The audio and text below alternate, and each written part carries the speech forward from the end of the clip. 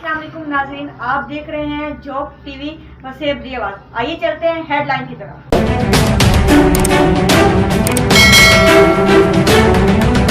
जी बिस्मिल्लाहिर्रहमानिर्रहीम। अस्सलाम वालेकुम। झोक टीवी वसेब दी आवाज़, हर खबर सब तो पहले झोक टीवी ते। Breaking news. झोक टीवी ਦੇ ਸੀਓ ਰਿਜ਼ਵਾਨ ਹੁਸੈਨ ਨੇ ਆਪਣੇ ਰਿਪੋਰਟਰ ਏਡੀ ਨੂਨਾਰੀ ਦੇ ਨਾਲ ਆਪਣੇ ਬਸਤੀ ਦੇ ਪ੍ਰਾਇਮਰੀ ਸਕੂਲ ਦਾ ਵਿਜ਼ਿਟ ਕੀਤਾ। ਮੌਜੂਦਾ ਹੈਡਮਾਸਟਰ ਨਾਲ ਤਫਸੀਲੀ ਗੱਲ ਮੁਹਾੜ ਵੀ ਕੀਤੀ। गवर्नमेंट प्राइमरी स्कूल मित्रू तहसील मैलसी जिला विहाड़ी का बहुत ही पुराना ते कदीमी स्कूल है। इस स्कूल का आगाज 1905 तो थिया। इलाके दा हज़ारां की तादाद ऐसा हस्तियां हैं जिन्हां इतों पढ़ कर ही वड्डे वड्डे ओहदे ते मौजूद हैं।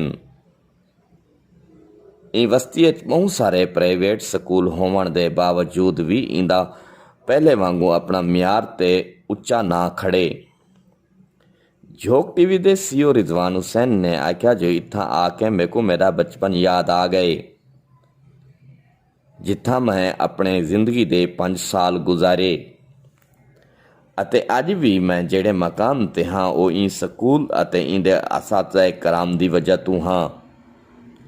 स्कूल के हैडमास्टर मुहम्मद हमाद रमज़ान ने आख्या जो मैं अते मेरी स्कूल के असातिज़ा कराम बहुत मेहनत ते लगन दे नाल पढ़ेंदे अते हर पढ़ने वाले बच्चे को अपना बच्चा समझते हैं।